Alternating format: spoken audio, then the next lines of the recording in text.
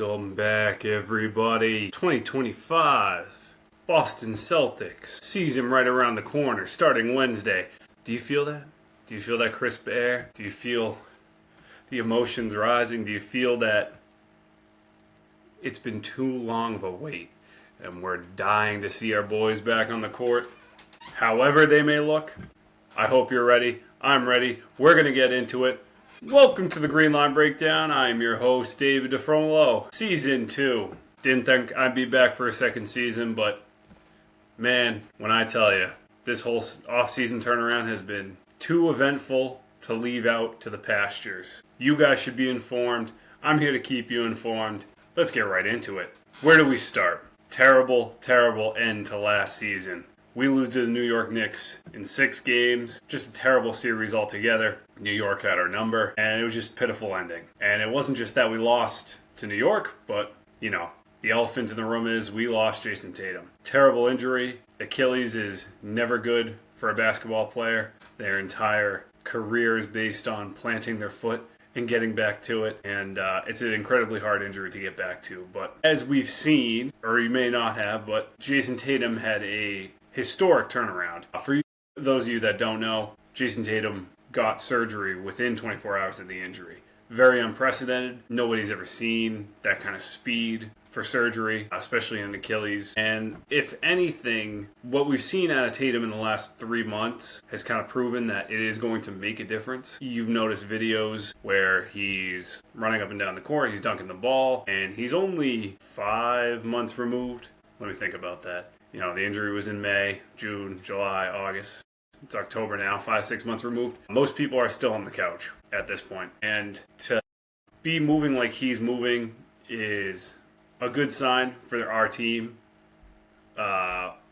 because the way the team got deconstructed in the offseason based on the major sale bought by Bill Chisholm, the billionaire, it kind of seemed like he wanted to offload some of these assets. You're a year removed from a championship, and you lose in the second round of the playoffs. Obviously, it's disheartening, but most teams have some sort of championship hangover. Hasn't been a back-to-back since 2017 with the Warriors. I've been a new team every year. So to blow up the team the way we did definitely killed the lost spirits. I know people I talked to, they weren't particularly happy with it. I understand where they're coming from. We were so close on the salary cap.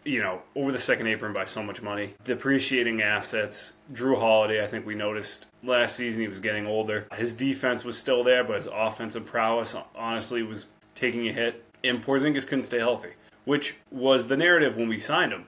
But this illness that he had for 2 months really, I think, was just at the wrong time, rubbed everybody the wrong way. And look, there's nothing he can do about it, but when you're in the league like you are, it's a constant PR mishap to be injured all the time, to, have that as kind of a stigma against you. To be injury prone in the NBA, not a great thing. Not in any league, but especially the NBA, where there's only so few people on the court, and there's only so few people that can replace those guys. So Porzingis having that illness really, I think, turned a lot of people's heads in the ownership. Especially, I think it went all the way up to Chisholm, the new owner, where he wanted to get rid of those 2 guys. And the 2 years we had with them were special. They brought a ring. They brought a banner. They'll never be forgotten for what they've done, for sure. Just entirely disappointing it went out that way it did, but you got to move on.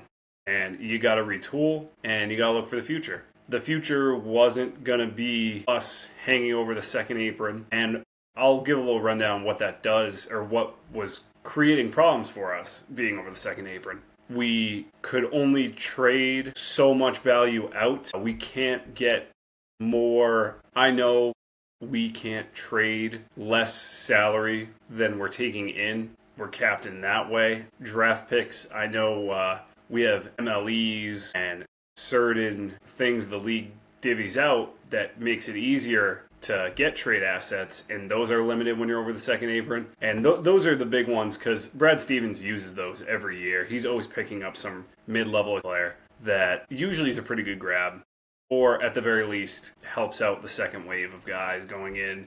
They're either a 9th player, 10th player on a roster, but They're giving us considerable minutes. And when you don't have that asset at the ready by the trade deadline that you could bolster what you need, whether it's, center help, point guard, whatever position on the court, if you don't have that ability going into a season and knowing you're capped with the roster you start with, our GM just doesn't operate like that. I don't think Coach Mazzulla would want to operate like that. I think they're very strategic, both of them. They always want to keep all of their options open. And when you're over the second apron, you're pretty much capped to the roster you start with. It is very, very hard to alter it once the season starts, or even in the off season. So really, long story short, I understand why they got rid of the two of them. I'm going to miss them. I'm definitely going to miss Porzingis. I'll get into that a little more why. I'm a little okayer with getting rid of Holiday. He is, I think, hitting a cliff. He's going to be good in moments, but I don't think he's going to put up what he was putting up in 24. But again, sad to see both of them go. And it was obviously a retooling offseason. Let's get into some of the big additions, right? So the big one off the bat is Anthony Simons out of Portland. He is going to be questionably our starting point guard if Peyton Pritchard doesn't take that role. I don't know who watches preseason basketball. I myself don't love watching preseason basketball, but I did for you guys. I don't think there's a clear-cut answer to who actually is going to be in that starting position. And I don't think there's a clear-cut answer on any of this roster. Obviously, the roster is what it is. I don't think it's going to change much in the first month, but I think the first month of regular season basketball is going to be an extension of preseason for us. I remember 2017, Bill Belichick, coach of the New England Patriots at the time, was quoted saying, the first month of regular season NFL football is still preseason for us.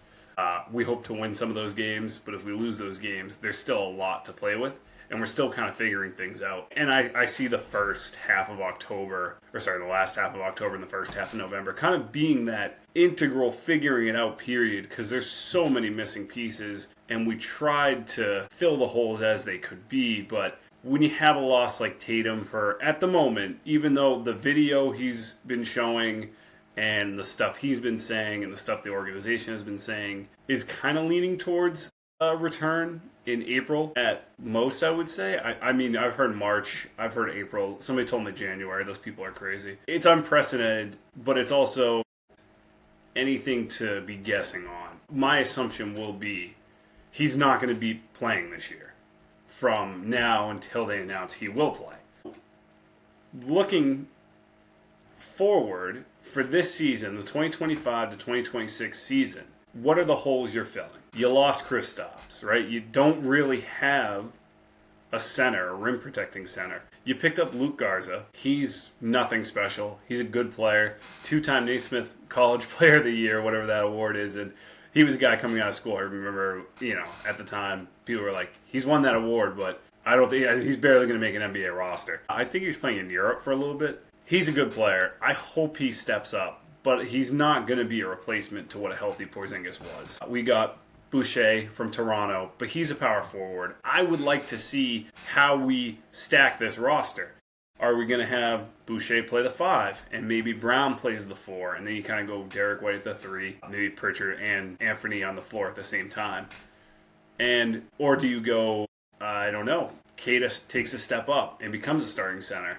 That's kind of the outlook I hope for. I have seen things in the past from Keita that are positive, that really showed me if he got considerable minutes and he stayed consistent, he can be a starting center. I don't think he's going to be anything otherworldly, but that's not what we're looking for in a season like this. One of the benefits of going into the season with the way the roster is, with all the things that have happened to us, is the expectations are low. Now, expectations for the Boston Celtics being low instead of being, we're going to the Eastern Conference Finals, are still, you got to make the playoffs. And I mean, that's something I think we can still do. I think playoffs is unquestionably, without a doubt, still in our cards. And if you don't, it is a failure of the season. You still have to make playoffs. When you have a league where in one conference, 10 of the 15 teams go in some degree, you can be a playing team with the roster you have. Jaylen Brown is a superstar. Derek White is, I'm going to say he's a borderline all-star. He's probably a little lower than that, but, he's still a really good player. Peyton Pritchard, 6th man of the year. So you can be a 10 seed in the East. with that kind of roster. You have to make the plan. Anything below that is, I don't know, either Mazzulla didn't get these guys right, or you have to reassess everything you did, from the GM and Brad Stevens all the way down to the 15th guy in the roster. And I'm kind of all over the place right now, but it was such a brutal offseason. There's so many things and so many cogs that intertwine with each other where you really got to think of all of it and say, well, this is going to affect this roster spot's going to get filled here. And it's just a mess. It's a mess like this background in a new location, so nothing looks the same. I got to do better for you guys, I think. But there is video. Going to be consistent with video this year. Anyway, to get back to the team, you have Kate at the center.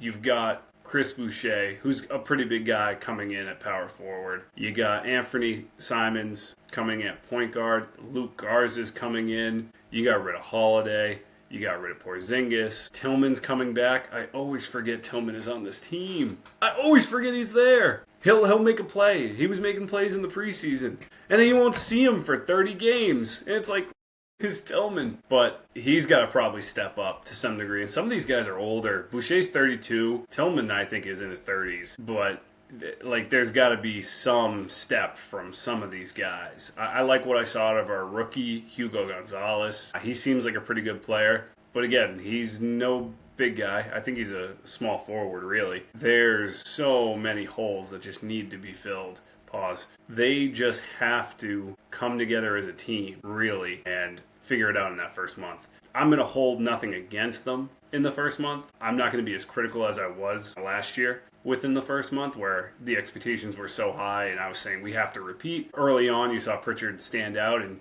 right away you were like, good, 6th man of the year, keep it going. Like, all the pieces were in place, so where one person flourished, you said as a fan watching, he better stay consistent like that, because there's not a lot of change, so it's easier to be consistent. Where this year, there's going to be so much hitting the cutting room floor. If one guy has a good game, I'm not going to hold it against him if he gets choppy. You know, we got to take every good game that comes along. And just because the expectations are lower doesn't mean, lose all these games, especially in the first month, which I don't think they will do, but they have to, after the first month, have a consistent roster, figure out where everybody's fitting in. We can't have a slow start. We can't make excuses with Tatum not being there and losing Porzingis and losing Holiday. And I think the most heartbreaking loss is probably Al Horford, which is kind of a recent update. For those that didn't know, Al Horford signed with the Golden State Warriors maybe 2 or 3 weeks ago. It was a plan all summer. There were stories that he wasn't coming back and he was probably going to sign with the Warriors, or I heard Rockets at some point. But it was always leaning towards Warriors, and something with their salary numbers, they couldn't sign him until like a week before the preseason started. But he did sign. He's going to be a Warrior. And just to add my thoughts on that, it is disheartening. He was such an integral part of the team in 2 eras, I think, which is, if you really look at the Tatum and Brown coming in, the first half of their careers, I should say like the first 4 years, felt like one experience versus post-Kyrie feeling like another, and Al was there for both of them. And the first, obviously, the Kyrie era was not fun. I don't think anybody enjoyed that, the way they were playing. Hayward blowing his friggin' leg right away, and Kyrie being a wine bag the entire time. So I was holding it down in both sections, and obviously became a fan favorite, just the way he hustled every night and the way he played. And after we won that ring, and that's his first ring, and one of the oldest players in the league right now, I think the second behind LeBron. Everybody felt that he was a Celtics legend because of what he went through, what he stuck with, and what he ultimately accomplished with his team. That being said, the first time he left was his choice, but I understand why he did it. At the time, the way things were blowing up with Kyrie, the way Jalen and Jayson were getting, I don't know if ego is the right word, but they were getting hubris about how good they were. And that being said, it was correct. It was probably the right emotions to have, but those first couple of years, they thought, we're better than the guys who were starting over us. And again, they were right, but there was an amalgamation of ego from every side. And Al looked at that and said, I don't want to be a part of that. I don't think that's a cohesive team. And he was right. So he left for the Sixers, and then he went to OKC after. That I understand. I completely get. This time around, did we not pay him? Did we not offer him a good number? That's what I want to know. I don't think there's been a clear answer on that. So if you guys heard anything, reach out to me and tell me. I always love to hear from the audience if I'm missing information. You know, I like to be a diehard, but there's so many aspects of life you got to worry about. You miss a lot of it. This kind of rubbed me the wrong way. People mentioned hanging his jersey in the rafters. And honestly speaking, I wouldn't want to do that. I don't think he's been such a major player for us. And if you're picking, obviously, only a couple of jerseys to retire out of this era of our team, it's got to be Tatum and Brown. And then there's really nobody else I would say, oh, what about him? I think Al is the closest. I think Al would be number 3 behind all that. I don't even think Derek White is in that conversation. But if you're looking at retiring Al Horford's jersey, and he's now left your team twice. Again, the first time I get. This time, unless we offered him no money and just said, you're going to have to take a vet minimum, then I'd be like, go wherever you want, man. But I'm not a big fan of the messaging that he came out with, where he said, I wanted to re-sign, but then Tatum got injured. Well, it is a bad injury. In normal circumstances, he would be out the entire year, but he's a psychopath, so he might be back. He's saying, the only thing I really want to do is go for a championship and compete for a championship. And then he signs with the Warriors. Jimmy Butler, Steph Curry, Draymond Green. I don't know. I can't name. There's good players on that team, but I don't think they're one of the top 4 teams in the West. I mean, the Rockets, I think, are up there with Kevin Durant now. Obviously, you got OKC. Clippers are going to be solid again. Denver's always around.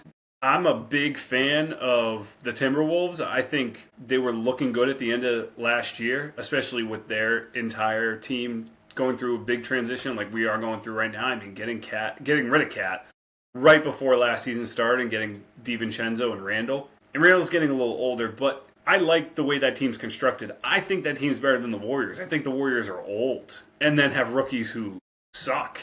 So maybe I don't know the team as well, but when you really look at that roster and you're like, yeah, I wanted to win a championship, so I have to go here. I don't know. And that's San Francisco. You're getting taxed more than you would, albeit not a lot, but more than you would in Boston. It's rubbing me the wrong way. And not to say I believe that he should have stayed here and just wrote it out, or believe that his jersey should have been retired in the first place. But some people out there do believe that, and I think this second leaving of the team has disqualified him from that. He's still one of my favorite players. Spotless in the history of being on the Celtics. But there are certain accolades you really got to think about giving out. Like a jersey retirement is definitely off the table. And I even think some certain degrees of, I don't know, like giving him a video montage. Like, it's things like that where the way he left this time around, I'm having second thoughts of giving that to him. Because I really think he could have stuck it out at, the age of, I believe Al's 43 or 44 now. Let me confirm that. I was way off. He's 39 years old, but that's still, for the NBA, that's pretty old. Braun's 40. I don't know where 44 came from. I don't know my ball, I guess. So to be that age and leave the way you did, and I guess I can't be picky because we just, in the way I'm disrespecting him with these comments, we just shoveled Drew Holiday to Portland, of all places, and I feel like he didn't want to go to Portland the first time we traded for him. And then Porzingis to Atlanta, which I actually do like him in Atlanta if he stays healthy, but, there's no guarantee there. I can't be as picky, but it's in my defense of the team. Just to say, you could have stayed, Al. I'm kind of upset you didn't, and I'm very upset you went to the Warriors, of all places. I mean, if he had gone to, God knows, Clippers, somewhere out west. If he had gone to Memphis, if he had gone to Timberwolves, maybe just LA would have been the one team that's worse than the Warriors. But I don't know. It's rubbing me the wrong way. Let me know how you guys feel about that. Maybe I'm alone here, but just, soup for nuts. I probably didn't use that right. So yeah, Al's gone, Drew's gone, Porzingis is gone. We got all these new guys. Garza. Everybody's excited about Anthony Simons. Seems to be excited after the preseason about Chris Boucher. And I am too, because he's looking good, but he's a little older. We'll see what we get out of him. I think to have a successful season, we're going to need to step up from some of these younger guys. Pritchard, I think, is there, and I think he can be a starting point guard. But, you got some of these rookies are 2-3 years. They're rookies to me because they don't touch the floor. But, whether that's Shireman from last year, Jordan Walsh, I feel like non-existent. What can he do? And from preseason, it didn't seem like much. Shireman, I don't think it seemed like much. Our rookie this year seemed okay. But I don't want to judge him just off this preseason. I want to see if Joe Mazzulla can throw him out to the fire in these first 4 weeks and see if they can do anything, because we're going to need something. And if we don't get that something, we're not better than the Charlotte Hornets, and I'm going to do terrible things to this world if we're not better than the Charlotte Hornets. The biggest question, not from me, but from NBA media, the general public of fans, about our team going into the season is, who is Jaylen Brown as a number one? That's a finals MVP. That's a guy who directly shut down Luka Doncic in the NBA Finals 2 years ago. 1 year ago. Yeah, year and a half. A guy who's been a stalwart for our team, who has never had doubts. He's always been committed, working out, being with the team. Has he had some off games these last couple of years? Sure. He has spurts like everybody else. But I think Jaylen Brown is considered a top 25 player in the NBA. Maybe top 30. Who is he as a number one? Obviously, the conversation always was, they're both number ones. They can't be together. They don't work well together. They don't gel, him and Tatum, which I always hated, because you just have two really good players, and they don't feed off each other. Well, everybody thought Dame and Giannis were going to feed off each other, and that guy's back in Portland already. So I hate that verbiage. Do they gel? Do they play well together? Well, they have a banner together. That was all I was concerned about. Who can he be as a leader of a team? I don't think his leadership is ever going to come into question. He's always going to have this team playing to the highest ability that they can play. Whether that's good or not, I don't know, and I don't think we'll know until later in the season. But he is a leader. I mean, there are times where people say he's the emotional leader over Tatum, where Tatum is definitely the best player on the court, but Jaylen Brown gets the team going. The emotions flare when he's riding high, when he's backing down players and he's going to the rim. And he's a really profound dunker. And what I mean by that is you feel it when he's going down into the paint and putting it in over a guy or wide open, or again, I'm getting myself in trouble here, but he is unquestionably going to step up to be the number one in my eyes. Can he be the number one in a championship team? I think is an unfair question to ask about him, because he has proven he can be an unstoppable player. There are nights where he is just untouchable, and we can't give him expectations that I don't think we would have gave Tatum if the roles were reversed. They definitely would have been laxed. I mean, if Jaylen Brown tears his Achilles and there's no Jaylen Brown this year, are we asking as much to say, can Tatum win a championship without Jaylen Brown? I think the topic becomes, it's going to be more complicated, but I don't think it'd ever be a question of can they or can they not. And it's just unfair to Jaylen. He's just such a good player. And he's caused no issues. He's been such a leader for not only the team, but for the city of Boston. All his work he does, it's just not fair to hold him to that standard. And I really do hope the world and the media are easy on him, especially in that first month where we're definitely just going to be figuring things out. But I know they're not, because we're just sticklers for that, and we just look for those things to pick apart. When you got 24-hour sports news cycles and Stephen A's at 10 a.m. and we're such a big franchise and we're 2 years removed from a championship, and all they ever talked about was, could he be the number one on another team? Should we trade him? And now he has his chance. And I feel like if he doesn't live up to it, it's going to put us as an organization in a bad spot, because there's so many moments over the offseason where I heard him mention Atlanta. Obviously, I think he grew up in Atlanta, and I'm sure in the back of his mind he's thought about it. If I went to the Hawks and played with Trae Young, how would that look? And it would probably look pretty good, but I just want him to be committed to us, and if we're not showing him grace, I fear a little bit of that thought is going to slip into his head more and more as the year goes on.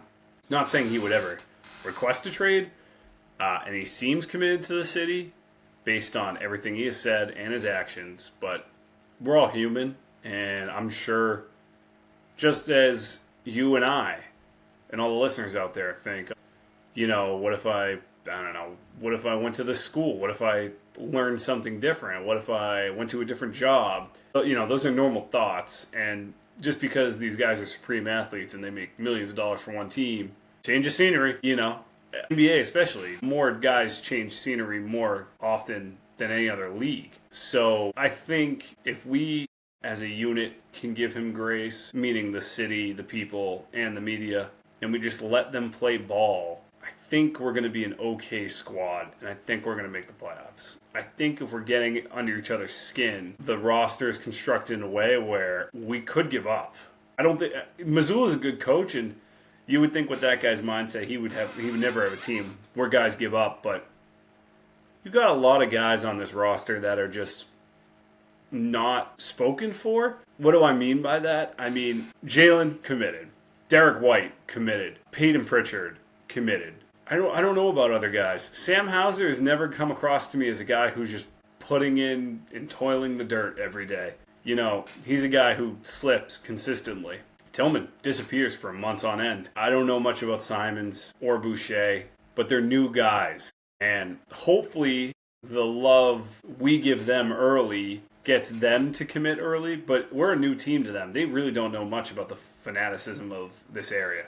And it could be too much. You never know what a player truly feels about that. Obviously, we're just well known as people who buy in and are more knowledgeable and hold teams with more accountability than the rest of the country. And sometimes it's a lot. I would hate being in that position.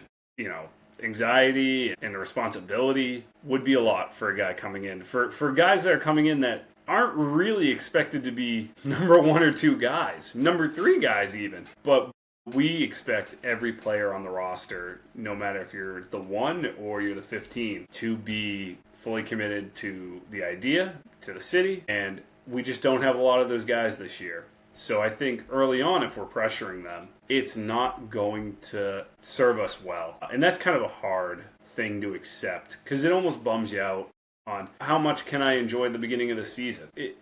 We're going to find out. We're really going to find out within the first month. Last year, I didn't have much to talk about, admittedly, in the first month. We were doing what we were supposed to be doing. We were beating all the teams we should have. People were having issues, but I think the unknown of the season is the exciting part. How is this team going to gel? We're playing teams tight and we're overcoming, or we're getting waxed out the building.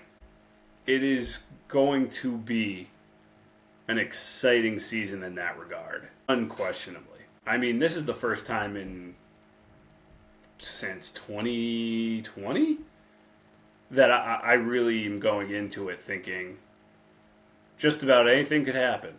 And again, for a team that's been so consistently good over the last 4 years, that's hard to revert to. But it adds a level that almost alters how you approach watching these games, how you approach following these teams, that invites maybe newcomers that don't watch as often, longtime fans that kind of got bored. That's one thing where if you look at the New England Patriots over the past 4 years, we've been so historically bad. Nobody wanted to watch. And now all of a sudden, we're back in good graces and all the games are competitive. People are back to watching. We're kind of coming at it from the different opposite end, where the Celtics were so good it was boring. But now we're getting back to the middle, where there's going to be a lot more competition and a lot more closer games and just unknowns. And that is something that you should be excited for, that you should be ready for and prepared for.